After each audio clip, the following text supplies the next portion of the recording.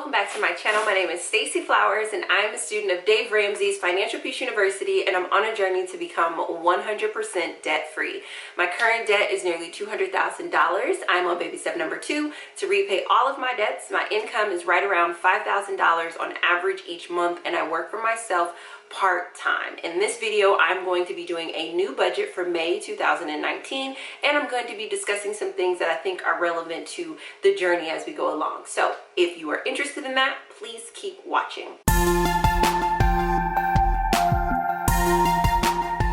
So first things first, I want you guys to know that we are going to redo my May 2019 budget. So many things changed from originally when I did my budget in April, and so I wanted to make those updates for you guys, and I'm just going to throw you over my shoulders and make the updates in the Every Dollar app instead of doing them on the handwritten paper, since I sort of already worked through that, and you guys are going to witness me do that. But I do just want to take a few minutes to talk about some of the things that I feel like are going on for me that's ultimately affecting my documentation of this journey. And you guys know that I'm a journal girl, so wrote in my journal some of the things that are going on. And I think you know, the biggest thing for me is that I noticed that there's a dramatic difference in the amount of content that I'm producing this year versus last year, and I really wanted to get to the bottom of that, because I'm just like, first of all, I love doing this, so I don't understand why I'm not doing something that I love. And so I did sort of the thought work to just, you know, figure it out. And at first I was just like, oh, you're just sabotaging, you know, that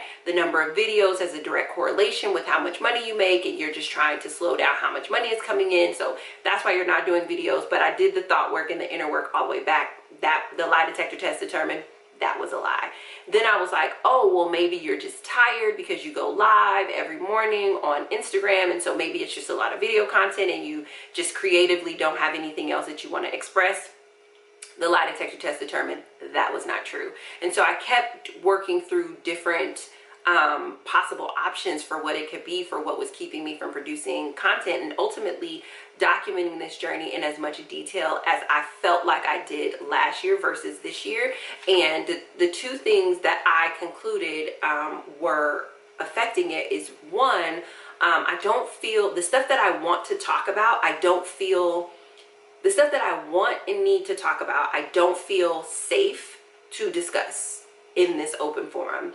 And then two, I also feel like I'm in total darkness with respect to where I'm at, like, financially, and it makes it a lot more challenging to talk about. So I want to talk about that for a little bit. So what I mean when I say the stuff that I feel like I need and I want to talk about, I don't feel safe talking about it in this particular format is, like, first of all, I think it's just important to acknowledge that, like, being on baby step 1 or getting to baby step 1 or even getting to baby step 2 it's built in more excitement and more interesting things than being in baby step 2. That's just a natural part, I think, of just being a student in Dave Ramsey's Financial Peace University, because once you make it through baby step 1, your greatest challenge is growing your income so that you can crush baby step 2. And for most people, when they're doing that, they are creatively thinking through ways to have, like, side hustles or side jobs or other things like that to bring in extra money so that way they can crush their debt. What's very unique about my experience is that because I'm not working a traditional job, which is the ideal person in the program that Dave Ramsey is speaking to, because I'm not working a traditional job, my earning potential is so much greater, and what I can earn from one month to the next month is so much greater. And on some level that makes things interesting, but on another level it's not as interesting as if it's not as interesting. It's not as, okay, so from me experiencing it, it's not as interesting as you guys witnessing it, because I'm doing the work to make that exponential thing happen. And so when I say that I feel like I'm in this space where the stuff that I need and want to talk about, I don't feel safe talking about, what I mean is that it is not safe for me to discuss my, like, business strategies, my, like, so for example, let's just, for a scenario, we're in the middle of May, we have 15 more days in May. Normally I would make a video and be like, oh, this is like, or a vlog, and I'm like, oh, this is what I'm thinking about, this is what I'm doing, you know, I need to sell 100 units of such and such, and the price, like, I would talk through all of that thinking through process. but there's an element of, I can't, to my understanding now, it doesn't feel safe to come on and be like, you know, oh, I'm working to pay off my debt, and this is my strategy this week to bring in more sales, because there is an aspect of, you all who are watching this are also people that I'm selling to. So it's sort of a dynamic of like, and you're not the only people that I'm selling to, right? Like, I have brand partnerships, there are people who book me to speak, there are other aspects of my business that are not you all buying from me. But I think that there's this space of like, there's this space of me trying to understand and wrap my mind around this being a community that is serving as accountability, but also within this community, many of you all are jumping out of this community and into the baskets of being my clients and customers, which I totally adore and I completely love that. But what then happens if I'm sharing the grievances and the struggles and the strategies that I'm employing to then get you to become a customer? I don't know if that gets a little bit weird, right? But that's what I want to talk about. Like, I'm on baby step number 2. Baby step number 2 is all about increasing your money. And if I had a traditional 9 to 5, I would be like, oh, you know, I applied at Pizza Hut to be this, I'm going to get 15 hours from them, and this is going to translate into this, and I'm going to do, like, I would be able to break down all of the things that I'm doing to bring in extra money, so that you guys would be inside of the behind the scenes, the documentation of me earning more money. But I don't feel like it is a wise thing to do that, because I'm doing this through entrepreneurship. So that's what I mean by safety. Not that you guys, you know, make me feel like I'm in danger. I mean, like, I don't know as a business owner if that is a safe choice or a wise choice to do that. So there's that part. And then there's also the part of like, I'm in total darkness. So there was an element of me getting to baby step 2 where I wasn't in total darkness, because I had done the Dave Ramsey program before. And so I had some awareness of where I was going, what it was going to look like when I got there, what was going to be available, potential obstacles. There was some light about the experience. However, being in baby step 2 now and going from baby step 2 to finishing baby step 2, it's like there's total darkness. Like, I don't know what to expect. I don't know, you know, like when stuff shows up to surprise me, or stuff shows up that's like a little bit off-putting, I'm like, oh, I don't even like my response to that. Like, I didn't necessarily like my response to my accountant telling me that I'm on track to meet my financial goals, like, but I wasn't expecting to have that reaction. So there's this element of like darkness that I feel like I'm in right now that makes it harder for me to document things without me sounding like or showing up like I'm complaining, because that's what it feels like when I try to do videos. I just feel like I'm just complaining about all of these beautiful blessings, and that's not my normal disposition, right? Like, my normal disposition is, you know, I'm a silver lining, eternal optimist, perspective shifting type person. So when I go to discuss this experience of like feeling around in the dark, I feel like I'm not doing it the way that I want to, like, I'm not doing it the way that I want to do it. And because I'm not doing it the way that I want to do it, I don't want to share that stuff. And I don't not want to share it because I'm like, oh, I don't want you guys to see me struggle. Like, no, I'm totally fine with you guys seeing me struggle.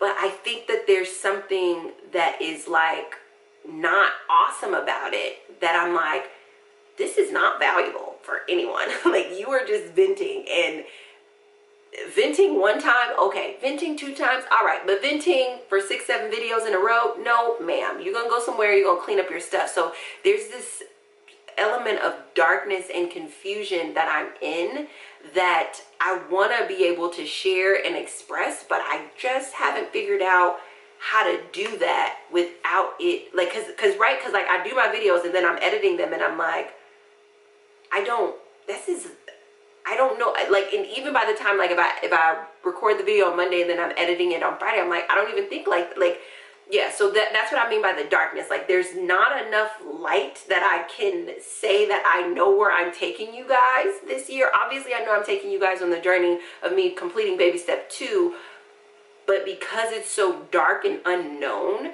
I have way more caution about it than I expected to have. And I'm wanting to clear that up. So I have come up with 3 possible options, because I definitely want to be on here more, because I love creating these videos. And this is where I would like for you guys to weigh in.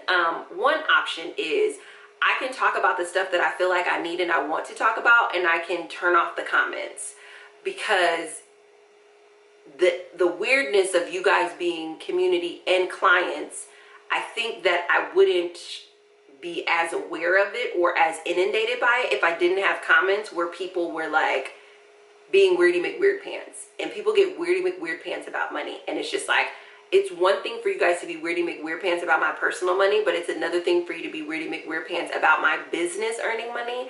And I don't have the capacity to fight both. I know this about myself. So I'm like, oh, I can share what I feel like I need to share and what I want to share that doesn't necessarily feel safe, and disable the comments. But then I'm like, but then as a community, you guys don't really get to engage. It becomes one-sided, but whatever, that's an option.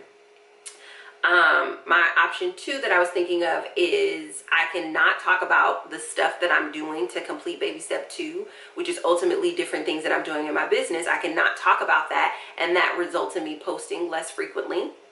And then number 3 is I can start a new engaging conversation about something that's on the side of, you know, money, but like not having my financial journey maybe be as much of the forefront. I can start another conversation. I don't know if which of these 3 is the best option. This is just what I'm considering. So I would love to know in the comments which of the 3 you guys think is the best option.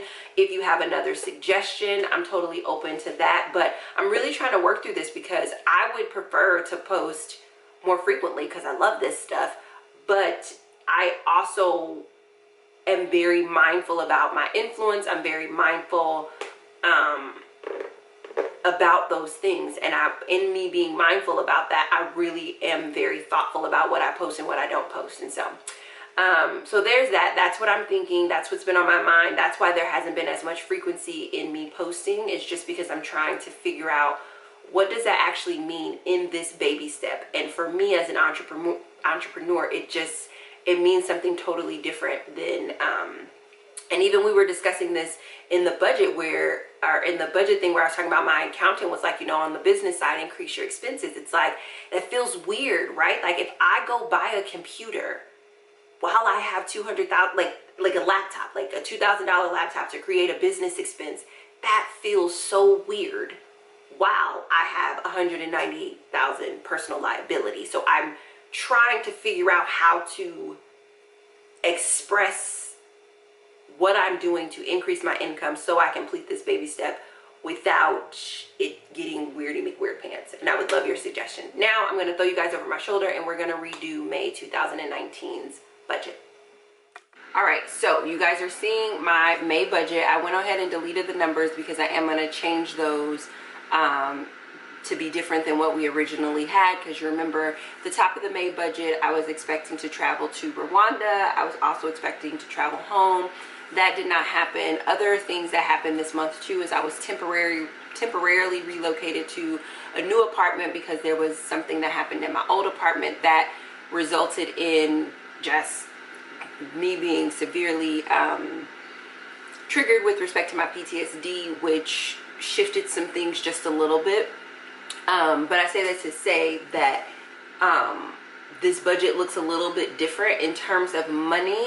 The only money that I have spent so far in my budget is money for groceries. I haven't spent money for other things just yet. So what's nice about being able to re-see this budget is that it's actually going to be an accurate depiction of what's going to happen this month, because money hasn't been spent. Oh, I take that back. A little bit of groceries and a little bit of transportation, but those are the only things that have come out so far. And I wanted to give you guys the every dollar view versus the handwritten view, because I want to talk through a couple of the changes that I'm making, and I just want to make it easier for you guys to see. So you see my income this month will be $5,000 net. I have received, I guess I can put that in there, I've received so far $130 in gift money. So I'll go ahead and add that amount to the budget. You guys know my tithes is 10% of my income, so I'm going to do $500 there. My child support is 10% of my income as well, so I'm going to do $500 there. I'm not funding any of my savings accounts at this time, so there's no additional monies that would be put there. Then you guys know my rent increased to $930, and I signed a lease for 15 months, so my rent will remain at the $930 amount for the next 15 months, which is going to be really helpful in terms of me planning and me not having as many variable expenses. I was able to speak to my utility bills, and I will return back to my regular budget amount at the end of this month. So starting in June, moving forward, it will be my regular budget amount. Again, everything I was shuffled off because of the transition with the utility companies, and so everything will return. But to be able to catch whatever potentially may come out this month, I'm going to remain with the budget of $35, and the same thing for my regular gas, and then the same thing for my second gas. So the way that it was explained to me is essentially I was on the budget program, and you know, some months you pay more, some months you pay less, whatever, they give you the average. They wanted it to basically be at a zero for me before we transitioned back on because of the way the utilities changed over. My phone bill, so my utilities next month will reflect that and look different. My phone bill remains the same at $32.82. However, I am going to no longer include that on my personal budget, and moving forward that's going to be something that's included on my business budget. So I just wanted to show you guys that normally that does exist here, but moving forward it's going to be something that's listed on my business budget because of the things that I do with my phone for my business. So that being said, I just want to show you guys that I'm deleting that from my regular budget. Then we come down to groceries. You guys know my new grocery budget is $200. This will remain. The goal is for this amount to remain at $200 until I'm 100% debt free. Transportation budget is $50. I did make the distinction between my business transportation budget and my personal finance transportation budget. They are now linked to different cards, and it's easy for me to access without the confusion, etc. So moving forward, my transportation budget should be on budget. My renter's insurance is $575.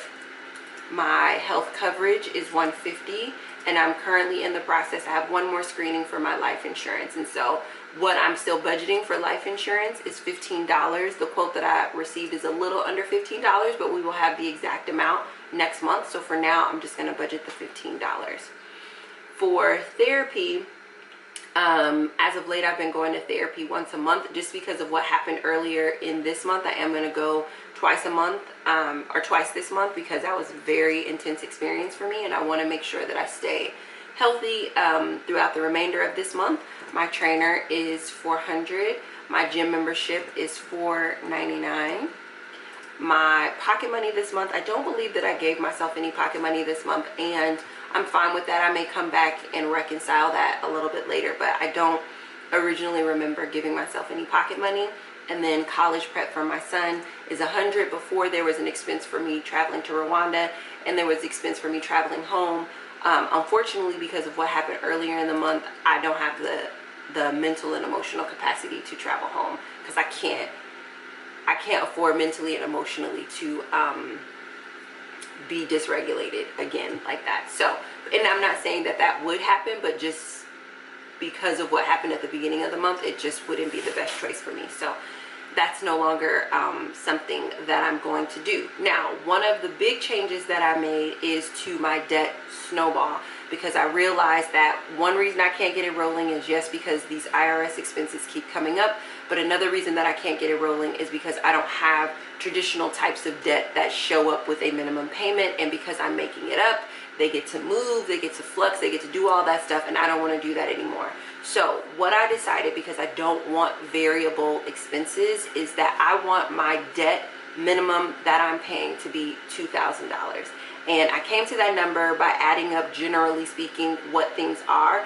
But me knowing that each month I'm putting $2,000 towards my debt snowball helps me to think of it rolling by $2,000 per month, even, and not focus so much on the emotion of the individual debt, right? So $2,000 per month minimum is what my debt snowball is rolling, and then setting my minimum payments for those variable things that don't have real minimum payments based off that. So for example, I have a real minimum payment for one of my loans, and that is $1,000. Then I have another real minimum payment of $6,655. That's a real minimum payment. And then for my medical bill, I have a real minimum payment of $32. What I've done to make the total debt that I pay minimum each month to be $2,000 is I've shifted this number from $32 to $45. Minimum is what my medical bill payment is going to be, and this allows me to work with rounder numbers in this particular area. I have decided to make my minimum on my BCD debt to be $100, and then my minimum on my IRS debt to be $200. So you can see that that puts me over budget by $15.74. I'm very aware of that. I'm totally fine with that. And technically, had I not already received gift money, I would actually be over by $145.74. I am aware of that. I am fine with that for this month while I'm trying to, because there's something different with the level of finances now. Yes, I have more expenses, yada, yada, yada, but there's also something different also with respect to me needing to wrap my mind around pushing my debt snowball forward. So even though this is not a zero-based budget, I am going to figure out where I'm going to get that $1,574, whether it's going to come from the floor of my checking account, or it's going to come from my emergency fund, or potentially if more gifts are received towards the end of the month, whatever, I'm going to find that $1,574 to make this a zero-based budget. But also, because this budget is setting just a new standard moving forward, I don't want to be confused about my debt minimums. I don't want to be confused about my debt snowball rolling. And so what this means is my minimum payment each month to the IRS is going to be $200. The minimum payment to medical is going to be $45. The minimum payment to BCD is going to be $100. First student loan $655. Second student loan $1,000. Now, anything that I pay above $2,000 is now something that I can psychologically register as me actually throwing more at my debt snowball. So let's say, for example, I was given, you know, an extra $400 or something like that in gift money. That, because I'm not going to add any more of my actual earnings to this. So the only other way that I would have money to spend this month would be in gift money. So let's just say I received an extra $400. Now I can psychologically register, if I take that $400 and put it on my debt snowball, I am paying an extra $400 towards my debt snowball above and beyond the $2,000. I will also register that that additional $400 is going to go towards my IRS because that is the priority debt that I'm paying off. Psychologically, the way that I was holding the debts is that rather than seeing the total amount that I was paying towards debt each month and sort of giving myself credit for that, I was just feeling the individual weight of individual debts, and I don't want to see them that way anymore. They're all just a part of this debt snowball. Each month my debt snowball gets smaller by $2,000, and anything above and beyond that is what's above and beyond that is what I'm going to work towards. And even as I'm thinking about increasing my income, it gives me a more concrete target, a more concrete intention to aim for, because it's like, I can make $10,000 more, but then past behavior would dictate that I probably am just going to increase my income, but then give myself credit for increasing, yes, what I'm paying on my debt, but not in a way that's substantial and consistent. And I want it to be substantial and consistent. So psychologically now, I know that of the $5,000 that I earn each month net from my company, $2,000 of that I am using to repay my debt. About another $2,000 of that I'm using for my living expenses and or my lifestyle, and then about $1,000 of that I'm using for giving money in to my tithes, and then also paying for my child support. Thinking through it that way is giving me the freedom to say, this is not the freedom, it's giving me the information and the perspective that I need, so that way I'm increasing my income with a purpose and an intention, and it's just not turning into like money that I'm just throwing in the air and it doesn't seem like it's going anywhere because new expenses crop out. And I'm much less emotional about paying the debt in the priority order because everything has a minimum. I know once the IRS bill is paid off. So let's say, you know, next month for June, I make $10,000. I'm able to pay off the IRS. I know that $200, I'll now start paying $245 towards my medical bill. Once I get that paid off, I'm going to take that $245, start paying, like I get that now, how my debt snowball will be rolling. So that is the new budget for May. I can't wait to do a budget report card for you guys, because the objective is to honor this budget and to not go over budget in anything. And that's why I've just been really conservative about spending money this month. I just was like, we just don't pretend like you don't have any money in your account, so that way you don't spend anything until you get this worked out. And I finally got it worked out in my mind that with my income being $5,000 a month, my lifestyle is about $2,000, my debt payments are about $2,000, my giving sort of experience, well, and we can actually say, no, my lifestyle is $3,000, my debt payments are $2,000. So as I'm thinking to increase my income to $6,000, I want to do that so that way I'm paying 50% towards lifestyle, 50% towards debt. Then I want to get to $10,000, so I'm paying 75% towards debt, 25% towards lifestyle, so on and so forth. And that just helps me out tremendously. So there you have it. I hope you enjoyed this video. If you have any questions, please leave them in the comments below, and I will talk to you all very, very soon. Bye.